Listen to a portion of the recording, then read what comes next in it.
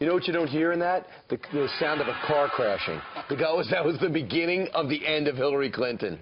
Todd Starnes is the host of Fox News and Commentary, heard on hundreds of radio stations, and the author of a brand new book, comes out this week. It's called The Deplorables Guide to Making America Great Again.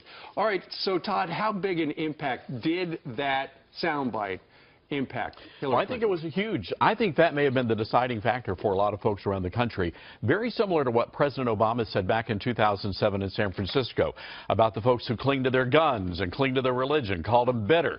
And now you have Hillary calling us deplorable. And as I write in the book, I'm proud to call myself one of those gun-toting, Bible-clinging, deplorable Americans. And there are a lot of them who voted on Election Day. FCA has a very similar story with just a very inauspicious beginning, what, 61 years ago? Yeah, 61 short years ago, it seems like. Yeah, it started in a small town, Oklahoma, back there, and then came up to Pittsburgh where it got its roots, like I said earlier. And just, man, a guy named Don McClannon, just a small guy who really cared about athletes and really cared about professional athletes using their platform. Just like you said, and Baseball Chapel's doing an incredible job as well in the baseball world, just going to where these athletes are in the professional sports world. Okay, well, Steve, I want to hear from Dr. McFarland. Tell me why, Dr. McFarland, you disagreed with him. Well, I appreciate the desire to show love and to be a good neighbor, and indeed we should do that.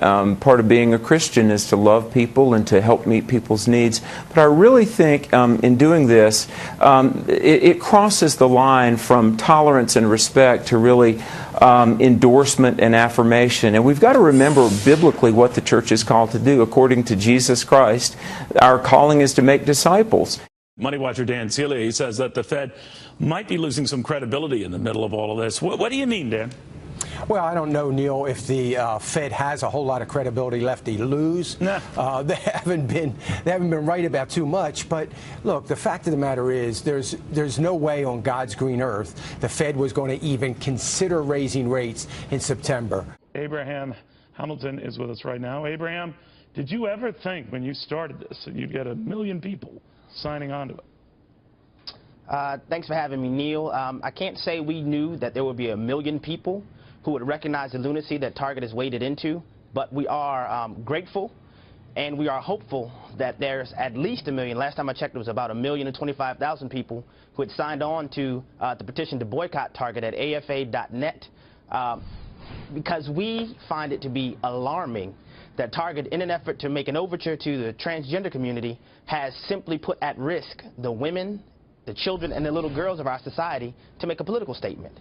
One of the members of the board is Dr. Richard Land, president of the Southern Evangelical Seminary. And he joins me now to talk about the Trump presidency and how faith, religious liberty, and politics will play out in the next administration. Welcome, Dr. Land. Thank you. Good to be with you. Happy New Year. Well, Happy New Year to you, too. Thanks so much. So what kind of advice have you given Donald Trump? Well, you know, the first piece of advice that I gave him when I agreed to serve on the advisory board was, if you really want evangelicals to feel more comfortable voting for you, pick Mike Pence as your vice president. Well, its members do not have insurance, nor are they covered by Obamacare. So how does it work? Well, by skipping the middleman and paying for each other. To care for your neighbor as you care for yourself. Pastor Tom Zobrist hasn't had health insurance in years, but says his health care's never been better or more affordable. But I think people would be shocked if they realized how much you can save by just saying, I'm cash pay. Zobrist is one of 225,000 people nationwide ditching premiums for Christian nonprofit Samaritan Ministries. What's the Pastors Network doing? Well, the Pastors Network, Steve, is working with, we have about 2,000 pastors of various denominations across the Commonwealth from Pittsburgh to Philadelphia, who believe in the authority of Scripture. That's really the kind of the bottom line. We're encouraging those pastors to stand up and begin preaching boldly from the pulpit across the whole wide range of issues if the Bible teaches that they should preach it.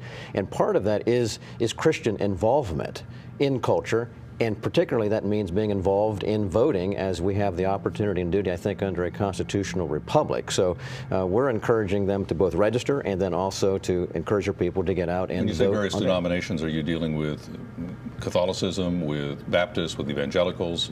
Yes, when I'm talking, Missionary Alliance and Baptist and Brethren and Roman Catholic. Will they all be considered those. conservative?